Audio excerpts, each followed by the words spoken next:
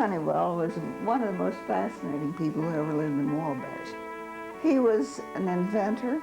He became very much interested in heating and plumbing. He developed an automatic control. Mrs. Honeywell, her daughter-in-law said about her one time, she's interested in art, she's interested in music, she's interested in fashion, she's interested in interior design. She was a very religious woman. There is a Bible in every room in this house.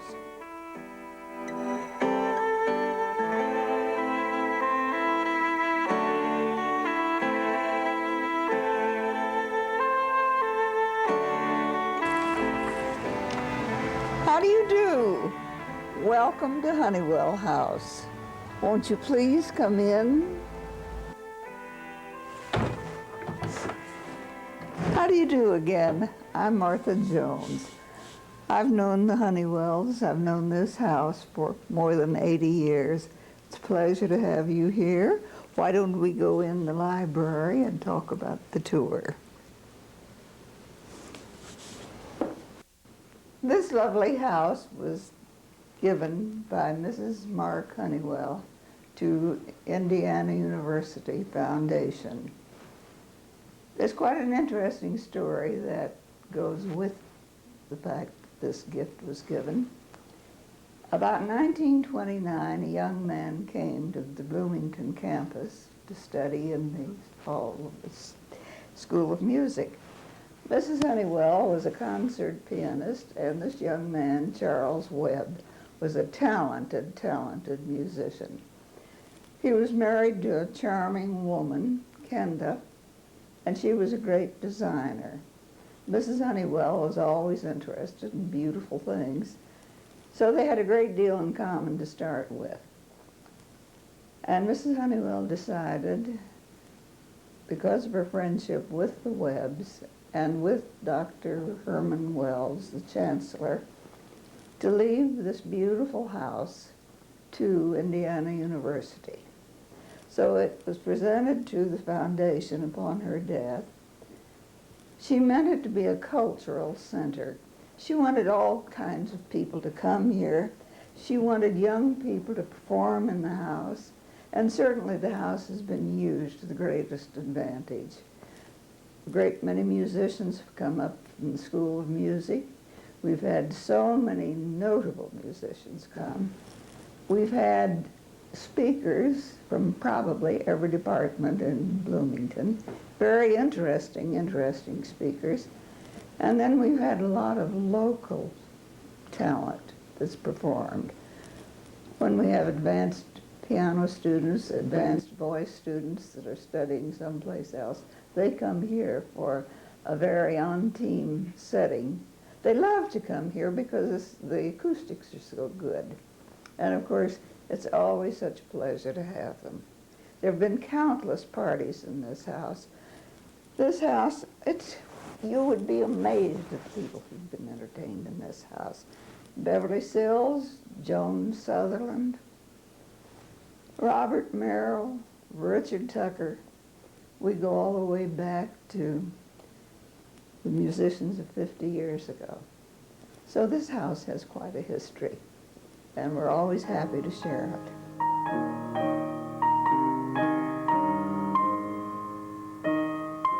Now, there's always been an argument in Wabash as to where this house was. So, on the word of the recorder of Wabash, Mrs. Futillo, and of the Wabash County historian who's with the Historical Society, we have the documents which show where the house was. This house includes the names of people who were famous in this area. Colonel Hugh Hanna was a local hero. He helped found the town, and he platted the Northeast Addition in 1850. And it was on that land that this house was started. That land passed through a number of notable Indiana citizens. And Mrs. Lumley built a house in 1880. It was a white frame house. about 1921, Mr. Isaac Beitman bought the property. Apparently there'd been a fire in that house, and they did some repairing, and they made a huge house of it. It was an Italian house. He decided to move this house. And local legend has it that his congregation of the Escandinavian faith, the people who live in Eastern Europe, they don't like to live in brand new houses. They want houses where life has taken place. They want houses that have experienced birth and death and love and tragedy, everything. In the days when I went to grade school, we didn't have very much to do. So we were all sidewalk superintendents. We watched this house move, and they put the house on rollers. They moved it 4 blocks west to the courthouse, and then they couldn't get the house across the trolley tracks. We had a trolley that went from one end of town to the other, and beyond that were the Wabash Railroad tracks. So they cut this vast house in two and moved it in 2 pieces 7 blocks north to this place. Then the house was sold to Garl and Isabel Baber, perfectly charming people who had a wonderful rose garden out here. Then, when the Baber children were grown, they sold the house to Mr. and Mrs. Honeywell. And that was in the first part of the 60s.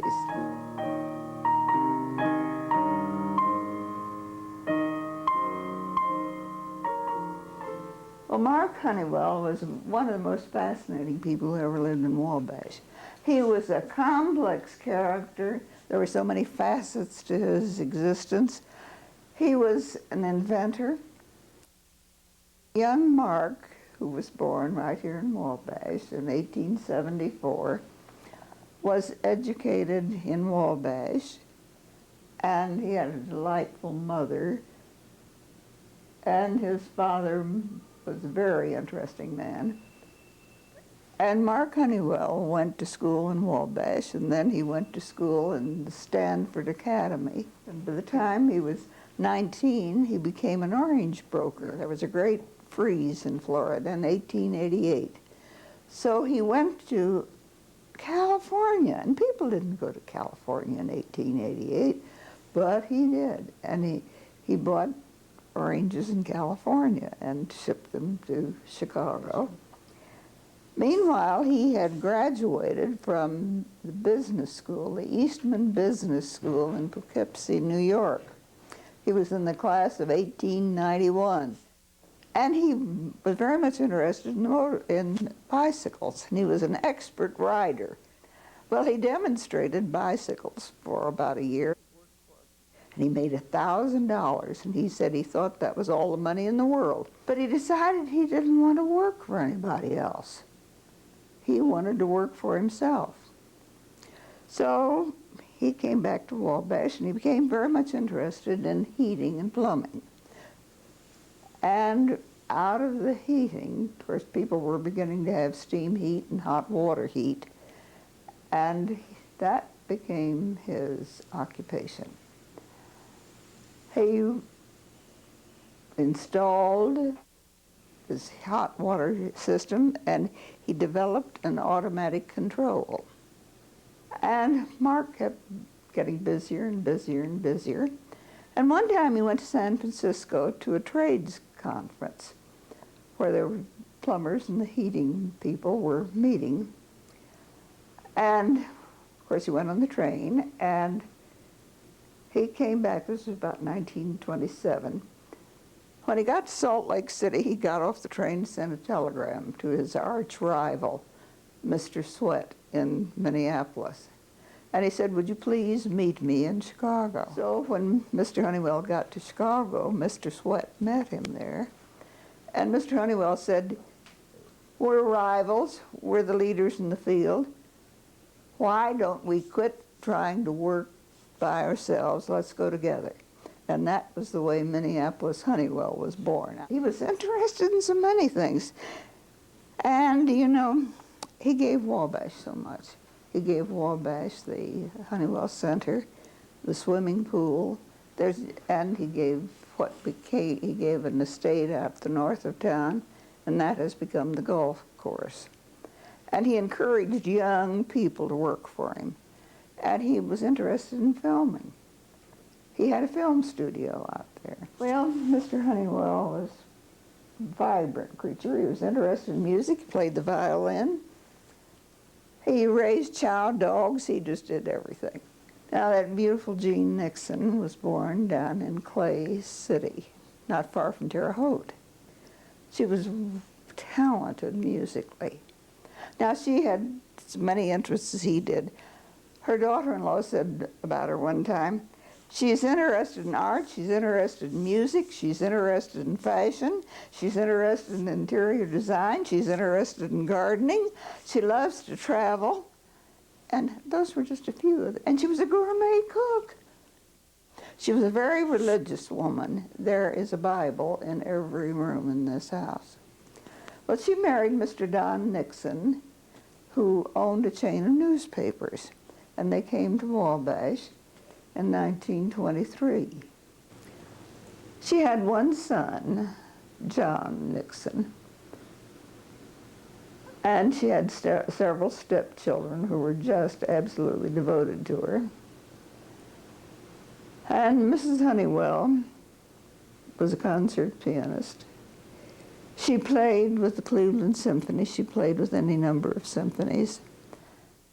Her husband was killed in an automobile accident in 1934. She found herself at the head of this chain of newspapers, and she had had no business experience, but she plunged into it. And in 1942, Mrs. Honeywell, Mark's wife, had passed away, and the Honeywells and the Nixons had been very good friends. But in 1942, then, Mrs. Nixon was married to Mr. Honeywell. They had a wonderful life together, and they kept on doing wonderful things for people. Nobody knows how many children she cared for. The winter coats she bought, the galoshes. She encouraged young people to do things, and she was so generous with her time. She founded she and Mrs. L.S. Ayers of Indianapolis were the charter members of the Indiana State Symphony, and she founded the Wabash chapter. And it's amazing how they both enriched the lives of people in this area. And they were so generous to everything. And they belonged to very important clubs in New York and in Washington. Mr. Honeywell was president of the Committee of 100, a group of businessmen who wanted to develop southern Florida, develop Miami Beach, and people like Walter Chrysler and Charles Kettering were on that board, and he presided over it for years.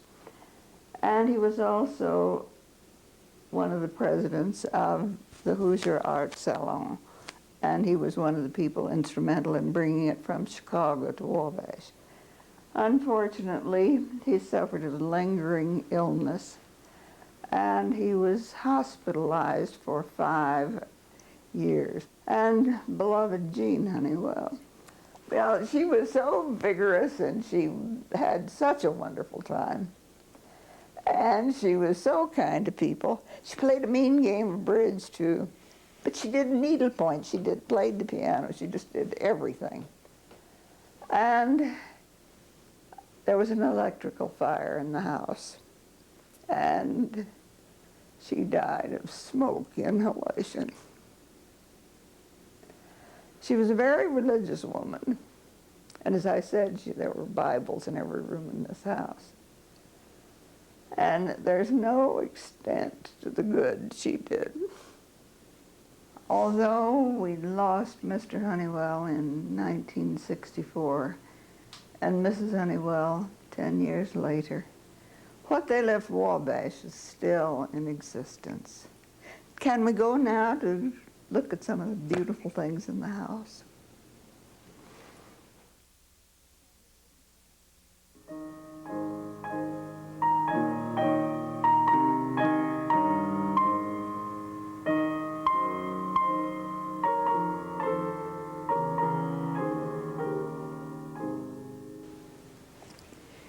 This is the drawing room. It's known as the Nixon room because the Nixon family was very generous in looking after this room. This is such an important fixture in the house. It's Mrs. Honeywell's piano. It's a Steinway, which was made in 1923. Mrs. Honeywell played so beautifully, and we had a party on her 100th birthday, 105th birthday. So these talented great-grandchildren of Mrs. Honeywell's played her piano, and Timmy played Beethoven, and he just had turned 10. On top of the piano is another unusual piece. It's Val San Lambert glass. That's known in the inventory as a goblet, but I think you couldn't even lift it if it were filled. But it was given to Mr. Honeywell in Brussels when they opened a new plant in 1956. Above the piano is the last thing Mrs. Honeywell sent from Europe. It is called Fin de Jour. It's by a French painter named Goslin. The two needlepoint chairs were done by Mrs. Honeywell and her mother, Mrs. Hubbard. Well, they're perfectly beautiful examples of grosse point and petit point. The painting was done by Bessie Helsmer. She was one of Mrs. Honeywell's favorite artists. Over there are two amazing whale oil lamps that have been transposed to electricity. It's probably Blue John. Some people say it's lapis lazuli. There's a wonderful portrait of a little Venetian princess. Some people say it's a prince. But at any rate, he came from Venice. And he's such an attractive, he's probably part of a larger portrait. This is the other half of the drawing room. As you can tell from all of the artifacts in this room, Mrs. Honeywell had traveled very widely. This is one of Richard Ford's favorite stories. One time, Mrs. P.K. Wrigley and Mrs. Honeywell, who were very good friends, decided they wanted to go on a trip. But they had a terrible time figuring out where they wanted to go because they'd both been every place. And so they decided they'd go to Yugoslavia. And Mrs. Wrigley made the arrangements to go to Yugoslavia. And when they got to, I don't know whether it was Sarajevo, they went, but wherever they landed, they were met by this motor car, and it was a great big black Mercedes. And Mrs. Honeywell hadn't expected anything like that. And this was in the days of Tito, and they went to cities and they went to villages, and everybody thought it was Tito in that huge, huge car. Well, every place they went, they were received with gorgeous, gorgeous flowers, and they found their rooms all filled with flowers. And Gracie had heard the story a couple of times, and finally she said, well, if I were Mrs. Chewing Gum or Mrs. Thermostat, I'd get that kind of attention too. Next, there are two wonderful seminiers that are made of yew wood. Most unusual to find pieces that large. Those seminiers may be used in a bedroom, and if so, they're used for lingerie. If they're in a dining room, they hold the linen for 7 days. Over in the corner is another example of needlepoint. That is known as Berlin work. The piece itself is probably German and very old. The fireplace has an interesting history. There's a matching one upstairs in Mrs. Honeywell's bedroom. This stood originally in the Whitney House, the townhouse in New York City. They built a townhouse in 1911, and it was dismantled when somebody built a condominium there just south of the United Nations buildings. Above the mantel is one of the great treasures of the house. It is a painting by George Inness. He was the dean of the Hudson River School of Painters, an amazing, amazing American painter. This was painted in 1889, and he passed away in 1894. And these two chairs over here, that pair, they're Venetian, and aren't they wonderful? They're Venetian Baroque. The cabinet in the back is one of the few Victorian pieces in the house. Mrs. Honeywell owned that, and it was in her house on Maple Street, corner of Maple in Miami. She gave it to Mrs. Joe Nixon, and when Mrs. Joe Nixon closed that house, she gave this wonderful Victorian cabinet to the Honeywell House. Above is a painting of Mary Magdalene. It's had several different titles, and it was badly blistered in the fire, but it's been redeemed and reconditioned. This piece that has a pink marble on it always excites anyone who knows about marble, because it's very unusual.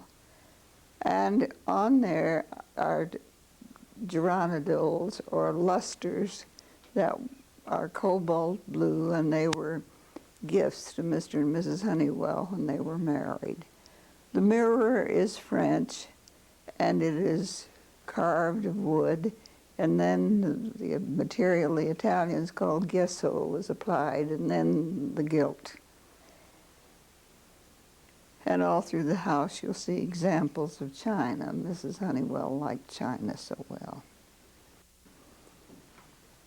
Now, shall we go out in the solarium?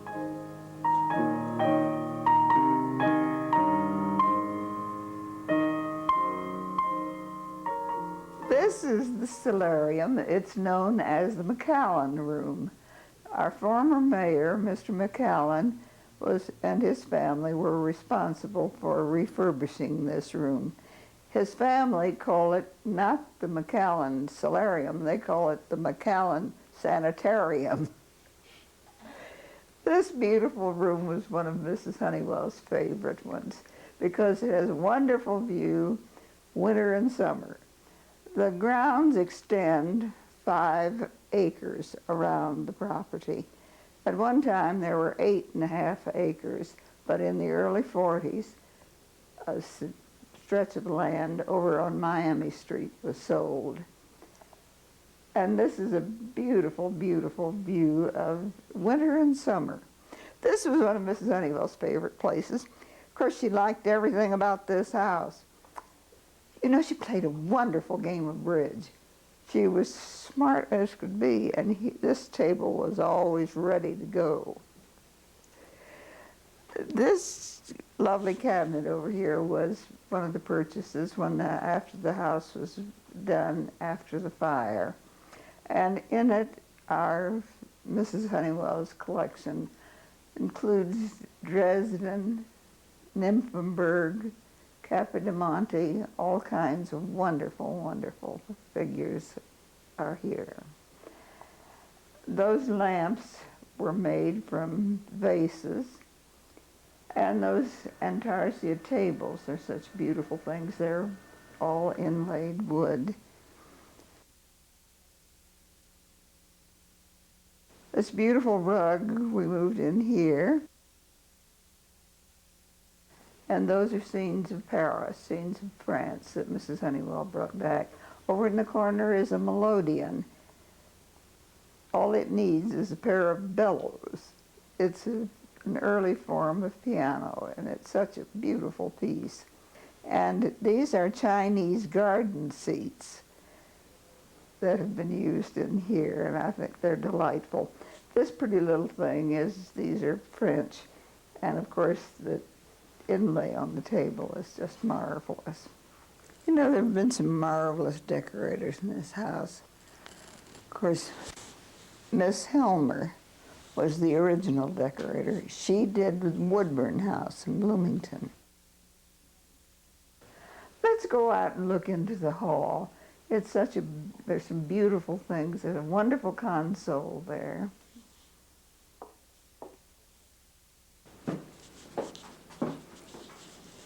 This is one of the hallways in the lovely house.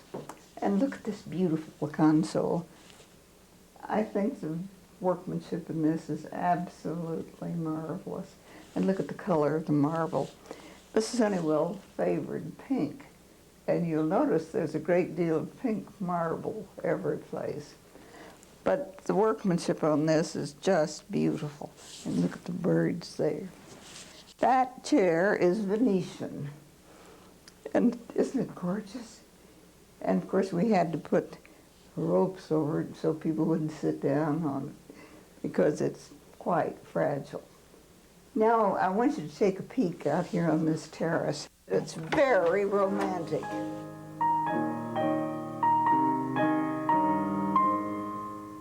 This beautiful terrace is on the west side of the Honeywell House, and it overlooks this beautiful, beautiful greensward. There are now 5 acres out here. And look at all these pretty plants. One reason this is such a romantic place, there was a very popular man in Wabash whose name was Mr. Lewell Carpenter. He was a confirmed bachelor. He was a fine teacher. He became principal of a high school. He became superintendent of schools. And once upon a time, a lovely lady came to Wabash as a representative of a book club. Well, he fell madly in love with her, and he brought her out here and proposed to her. And so this has been known as the Carpenter Terrace since. And there are many parties Mrs. Honeywell used to have out here. And if you'll notice, the background is so lovely. Well, shall we go back in the house?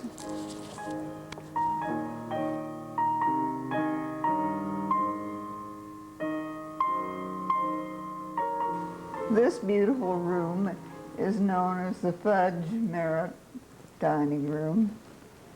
This was given by Joan Merritt Holmes in memory of her grandparents and her parents, who were lifelong Wabash residents.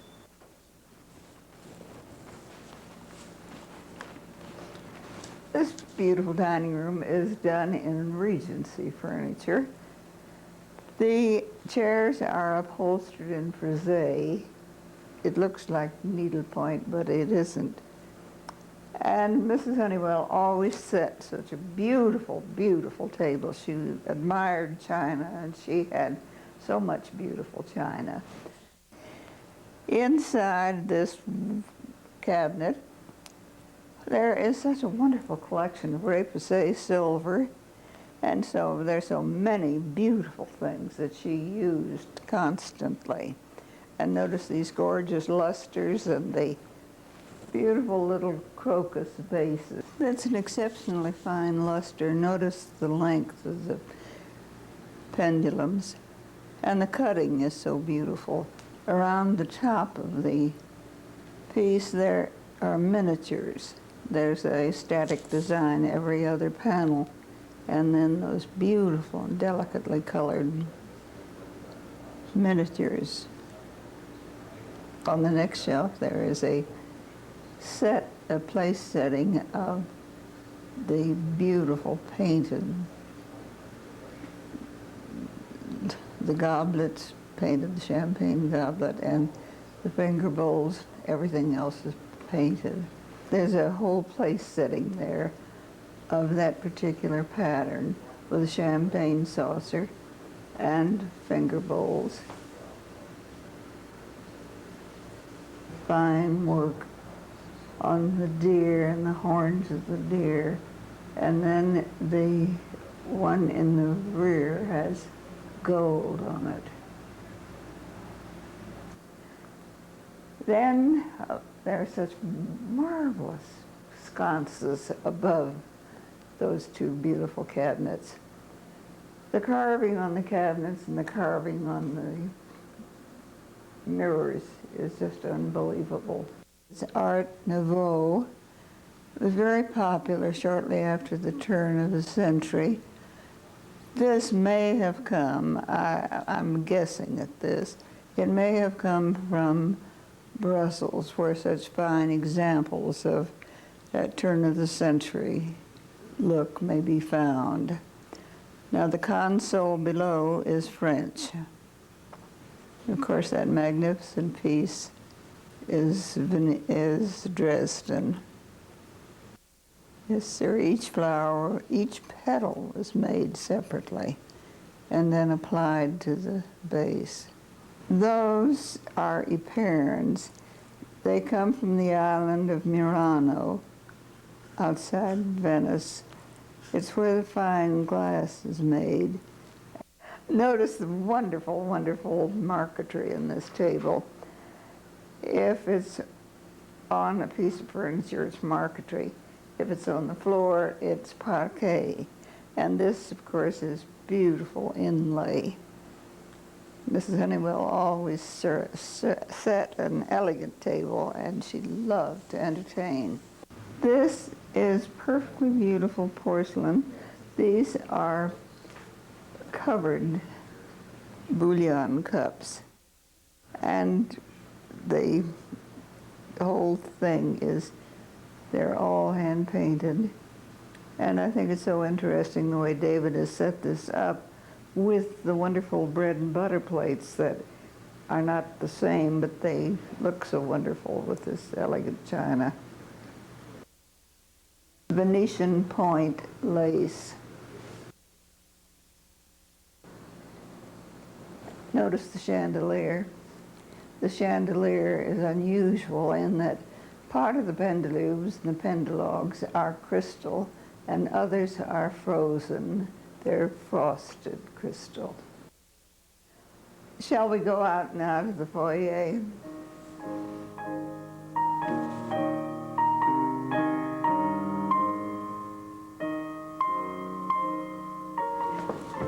This delightful piece is called a panoply. I had an awful time finding out what it was. And one of the housekeepers said, "You know what it is. You ask Mrs. Honeywell," as she went up that stairway, what it was. Well, it's designed for men's top hats. And top hats were so fragile and so terribly expensive that they had to be treated with a great deal of care. So a gentleman would place his top hat here. So the ladies would fling their beautiful paisley shawls over the tops of this, and the gentlemen's hats would be safe. It wasn't polite to carry a walking stick inside the house because you could turn and knock over 3 statues. And so those places at the ends, sometimes they were lined with copper, and umbrellas were to be placed there. You know, I had an awful time finding about this. I took the pictures to the Metropolitan in New York. One time there was a Frenchman in the house, and I thought, now I've got it. And he looked at it, and he bowed, and he said, "Madam, we did not live on this scale." These beautiful chairs over here are Venetian. And they're just fine examples of painted Venetian furniture. This is one of the English pieces in the house. It is a table designed by Andrew Kent, one of the great craftsmen of the 18th century. That lovely Sheraton piece over there is also English. There's a great picture above here. There's an awful lot going on in there. Look at it. There's that woman, she's an awful flirt. And there's a man who'd kill anybody else in the picture. And look at him.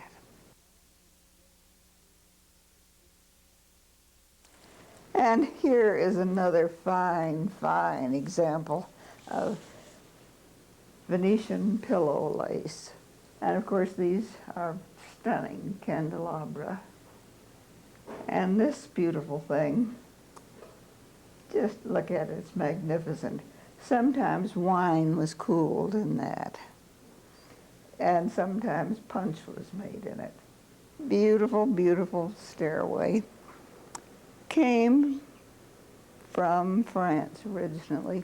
This too belonged to the Whitney family, and it was in a chateau in the south of France, and they brought it to New York, and as I said about the fireplaces, they built a townhouse in New York in 1911. Mrs. Honeywell's architect, Richard Zimmerman was his name. He located this stairway in New York. And the stairway did not quite fit the opening. And Mrs. Honeywell was always so proud of the fact that the Weiss brothers foundry here in Wabash made the pieces that made this fit. And unless you know that, you can't tell the difference in the iron. But there is a slightly different color to it. If you notice, the balustrade is shorter than balustrades are today. People in the 18th century were much smaller than they are today. There is a beautiful piece of furniture in back of us which shows that difference. This is what the Italians call piedura. It is marble that has been pieced together. And these are all semi-precious stones in there. And that is a desk. And the lacquer on the inside of that desk is just unbelievable. Look at all those fine, fine birds on that wonderful veneer. And of course, this too is ormolu, because it has the metal on the wood, and there's the metal on the feet. These chairs are quite interesting. If you saw them in England, you'd call them Charles II chairs. If you were in Sweden, they would be called Charles X, because wherever there were things made, they always bore the title of the monarch. The lusters on this lovely piece are especially fine if you'll notice the tiny, tiny little miniatures. And these are so interesting because they're overlaid glass. You see it's red, and then the white overlay has been put on there. Then the white has been carved away. And look at these pendulums. They're just perfect, and they just ring. Then, of course, as if that were not enough, listen to that. All these delicate, delicate, and beautiful miniatures that are painted all around.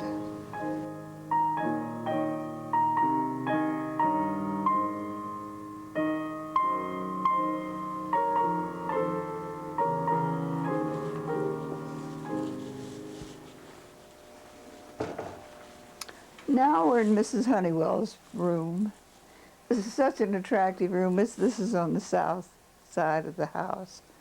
She was an early riser. She'd get up very early, and the first thing she did was to read her Bible. These are some of her favorite things. This beautiful coffee service, which is from the French Empire, Empire period, and this was inspired by the Napoleonic conquests in Egypt. She was especially fond of unusual china.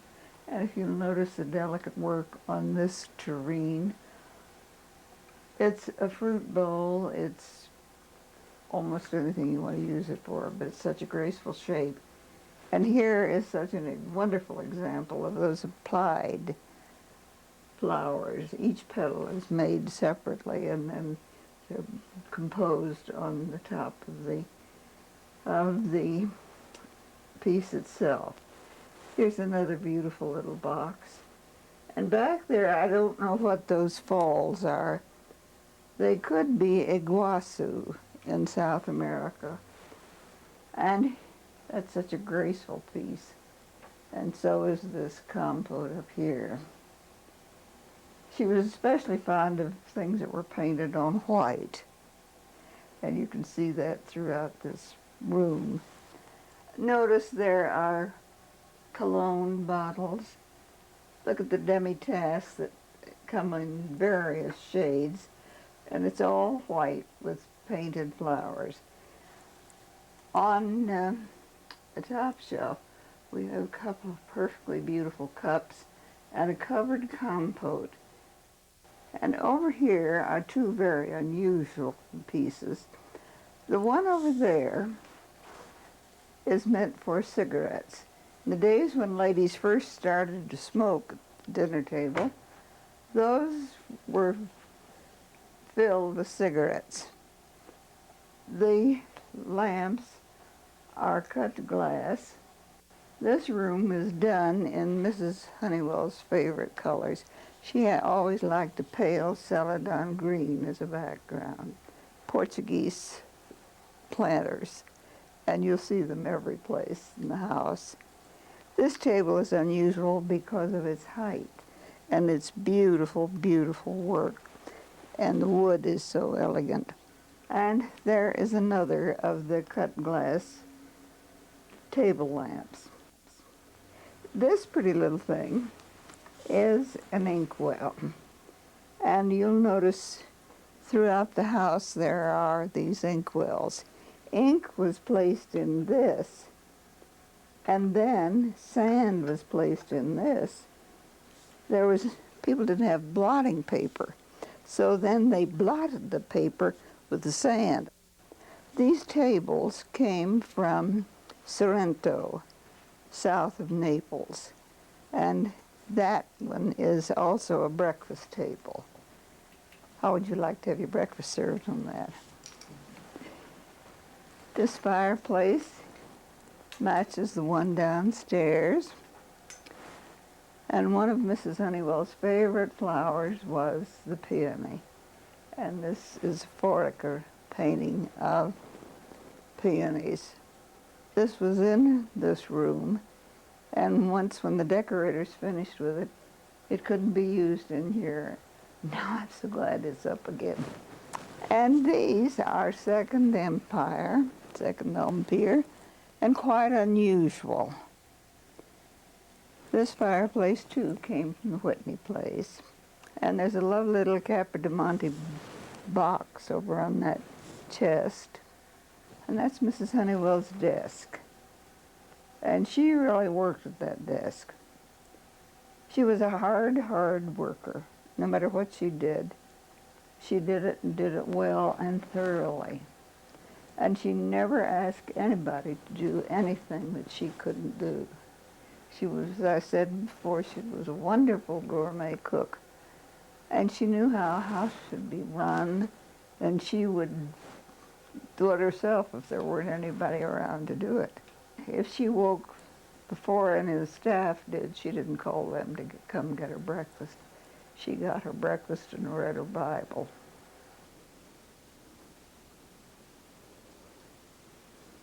This is Mrs. Honeywell's bath.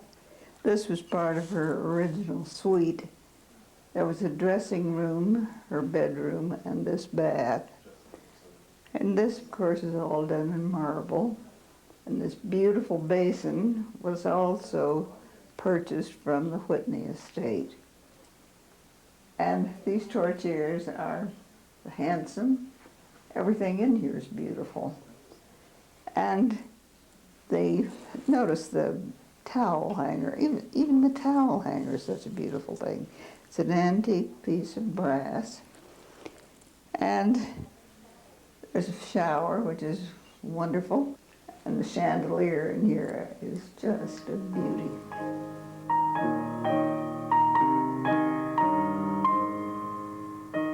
Well, we've completed the circle of the house. You know, things have a way of coming back. Right here is an example. This is one of Richard Ford's, another of Richard's favorite stories. Mrs. Honeywell and her dear friend Gracie Duffy were in France traveling, and they came across this beautiful liqueur cabinet.